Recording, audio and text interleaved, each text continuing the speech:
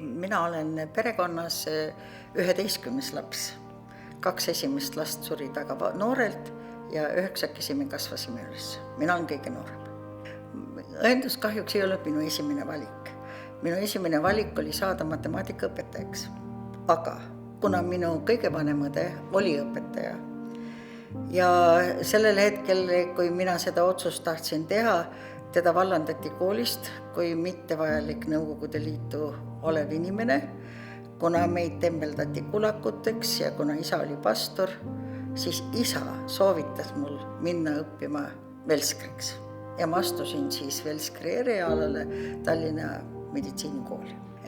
Velskri eriala oli eriala, kus võis iseseisvalt töötada. Tänapäeval me võiksime nimetada seda eriõenduseks.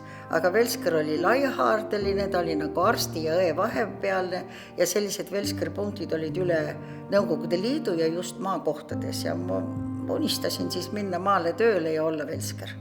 Velskritel oli nii tervishoiualane õppe kui ka veterinaarõppe. Veterinaarõppe, ma arvan, et on tänapäeval veel alles ka mingi vaheetapina. Aga maakohtades ja velsker oli iseseisvalt tööl, oli velskri punktid, tal olid kõik õigused, mitte ainult mürgiretsepte kirjutada.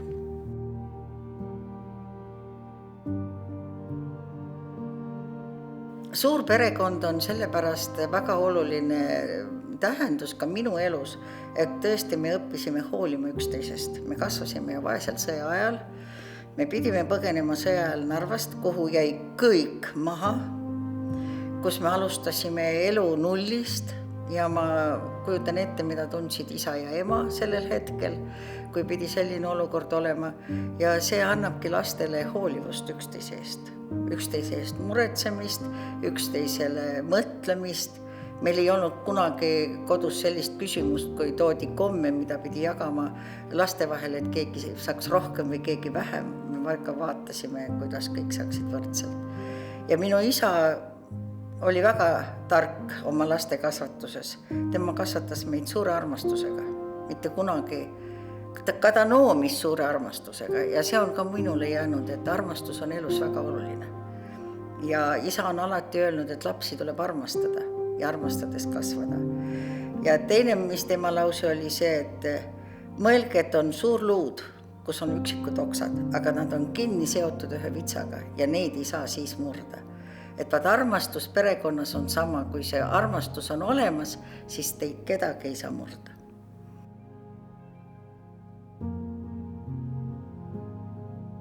Vaimulikkus on alati olnud hooldus ja õenduse, sest üks osa õenduses ongi see hoolimine ja armastuse näitamine ja õendus on ju armastuse väljend ja kui me ütleme, et mis ongi õendus, siis õendus ongi armastuse väljend.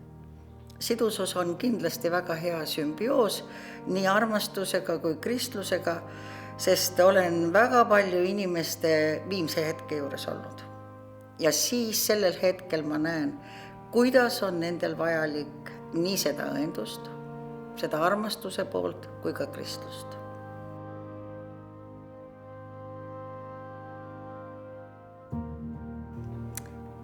Teenete märgid, kui ma sain Punase Risti teenete märgi, siis oli alul see, kui õdesid ei tahetud üldse tunnustada. Ja mulle oli ta võib-olla tähtis mitte mina kui teisi, vaid mina kui õendusse tolleaegne president.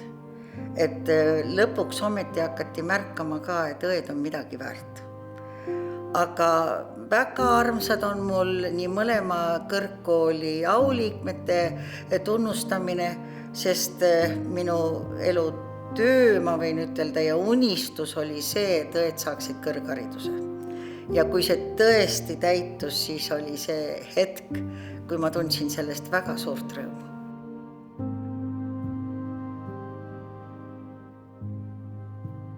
Kui mulle öeldakse, et ma peaksin midagi valima, mis on kõige suurem töövõit, siis kindlasti õdede kõrgharidus on üks ja teine iseseisvad teenused nii koolitervishoius kui koduõenduses. Need on sellist 2 suurt lõiku, mille üle ma olen täna väga õnnelik ja tänulik. Presidendi ameti vabariigi alguses oli väga suur muutustaeg. Kui 88. aastal hakkasid juba tuuled muutuma, Tolleaegselt me olime Eesti meditsiiniõdede selts, ega siis nõukogude aeg ei lubatud teha mingeid ühinguid, siis oli ainult seltsid. Ja kui me 90. aastal tahtsime taastada, et on Eesti õdede ühingu nimi, siis see oli juba väga suur ettevõtmine. See oli väga suur läbimurre nii arstide keskelt kui ka vabariigi keskelt, ega see ei olnud niisama, et keegi tuleks sellele vastu, et õed tahavad mingid ühingud teha. Ja kohe meil alustasime koostööd Soomega, sest meil olid tavapärased suhted inimestel Soomes ja siis me saime Soomest materjali. Siis 89. aastal organiseerisime esimese suure konverentsi Haapsalus, kus siis esimest korda õdedele räägiti eetikast, suhtlemisest, empaatiast ja see oli selline murranguline pööre, et õed üldse kuulsid, et on olemas õeetika. Ja siis alustasime järgnevalt sellele, et mis õpe on õdedel. Õdedel oli ju väga vilets õpe. Õed ju õppisid pärast põhikooli seal 2,5 aastat, 1,5 aastat pärast keskkooli, see õpe ei olnud ju tasemel. Ja siis alustasime suurt tööd läbimurdega, et õed saaksid õppe. Kõigepealt, et õed saaksid läbi keskhariduse õppe ainult, et võetakse vastu keskhariduse baasil. Ja hiljem juba oli võrratult raske ja suur töö, et saime õdedele kõrgharidust. Seda teekonda ma enam ei tahaks läbi teha. Meil oli väga tugev meeskond tollel ajal, kes kõik panustasid sellele, et õed saaksid hariduse. Aga ma ei saa ka ütelda seda, et meil ei olnud vastulööke. Meil oli vastulööke ka õdede keskel, kes vahest on üks isegi ajalehe artikkel, kus on öeldud, et teisimoodi ei räägi kui õdede koolitusest, aga kas me siis siiani ei ole koolitatud. Nii et oli ka vastulööke ja oli ka õdesid, kes ütlesid, et mis õendus, mis nimetus see õendus on. Las me jääme põetuseks.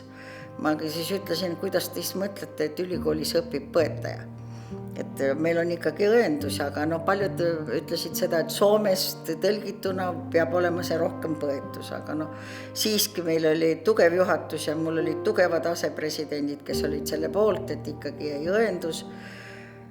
Aga siis tuli vastulöök Tartu Ülikooliga, kui me tahtsime Tartu Ülikooli tolleaegne dekaan oli absoluutselt selle vastu, et läheksid Tartu Ülikooli. Kui ma käisin Tartu Ülikoolis tema juures rääkimas, siis ta peaaegu viskas mind kabinetist välja ja ütles, et õed ülikoolis ei tule kõne alla. Aga siis järgmine kord külastas meid rahvusvaheline õdede nõukogu tegevjuht Konstantse Holeran, kellel oli 2 magistriharidust, õendusalal ja sotsiaalalal. Ja siis me temaga koos läksime Tartu Ülikooli dekaani juurde ja siis, kui ma tutvustasin teda, et siin on proua Konstantse Holeran ja ta on magister selles sotsiaalteadustes ja õendusteaduses, siis ta võttis meid jutule ja ütles, no hea küll.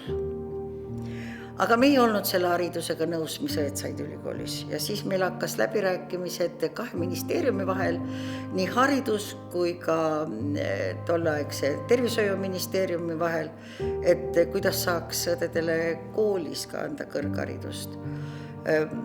Üks õnnelik juhus oli, et Taanist tuli üks delegatsioon siia, kus oli väga kõrged ametnikud Taanist ja nad tahtsid kellegagi tutvuda. Ja tervishoiuministeerium ütles, kuule teisi, et võta need, nad on meditsiiniga seotud ja võta nad oma juurde. Ja ma kutsusin nad endale külla, väga närveerisin veel, me ei olnud harjunud ju välismaala siis 90. alul vastu võtma. Ja nemad ütlesid, mida me saaksime teha teile. Ma ütlesin ainuke, et me tahame uut õppekava. Ja ei läinudki palju mööda, kui me koos nendega tegime programmi, kus siis arendati välja uus õppekava juba kõrghariduse tasemel. Ja siis see läks ka 2 ministeeriumi vahel ja siinkohal ma pean väga tänama härra Aaviksoot ja härra Viloosiust, et nad mõlemad said aru, et seda kõrgharidust on õdedel vaja. Ja Tartu Ülikooli see kõrgharidusega õppe, mis me seal saavutasime, jäi siis ära, sest ülikooli juures ei oleks andnud seda tulemust.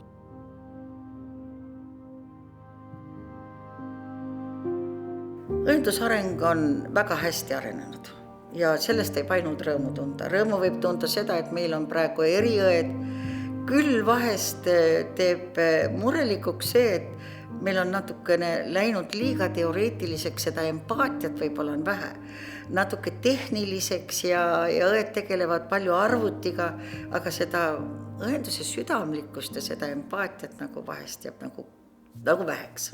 Empaatiat ei saa õpetada, seda peab tunnetama. Ja ma olen alati öelnud õdedele, kui ma käin nendega vestlemas ja ka praegu vahest pean loengud, kui ühel õel ei ole siin rinnast tulukest, mis põleb armastuse tulukest, siis ärge töötage. Vaat see peab olema, et sa tunned, et sa tahad teha oma töö. Õendus on ju kultuuri ja armastuse väljendus. See on südamekutse. Õendus on südamekutse ja teisalt mul on väga hea meel, et täna meie Õdede Liidu juhtkond on seda arendamas edasi. Ja ma olen üliõnnelik tänase Õdede Liidu juhtkonna üle.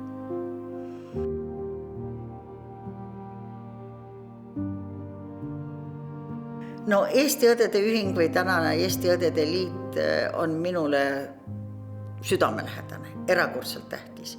Ja kui me tahame ühte eriala arendada, siis me saame seda teha ainult läbi ühenduse, läbi liidu või ühingu.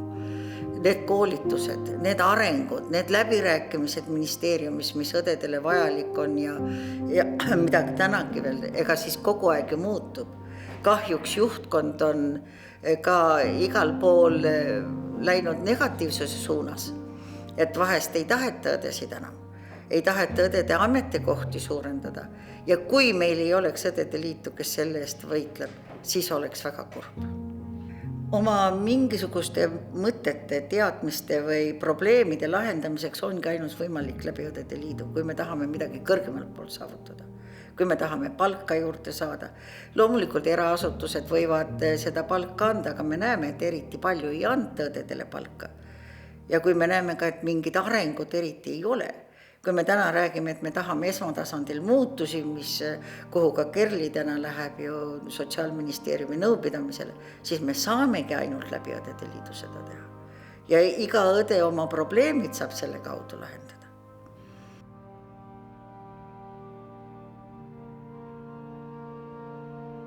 No kindlasti, et eriõdedel oleks eriline staatus, et eriõed saaksid iseseisvat tööd, et meie esmatasandil tekiksid muutused, et hooldekodudes, kus õed on praegu mingil tasandil võetud tööle, et see oleks muudetud, et hooldekodus õed ei töötaks ainult 5 päeva nädalas, vaid oleks 7 päeva ja ei oleks ainult 8 tundi, vaid oleks haigekassa arusaam, et inimene ei vaja ainult 8 tundi seal hooldekodus õde, vaid vajab natuke rohkem. Vaata, kui need murrangud saaksid tehtud, siis oleks väga hea.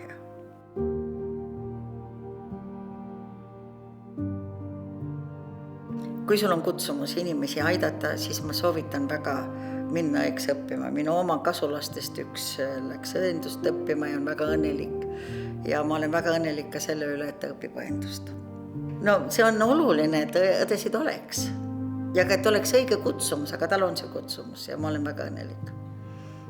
Kui ma täna peaksin Õdede Liidu liikmetele midagi soovima, siis ma sooviksin, et nad oleksid Õdede Liidu liikmed, et nad tunnustaksid ja et nad panustaksid Õdede Liitu iga jõuga, mis neil võimalik.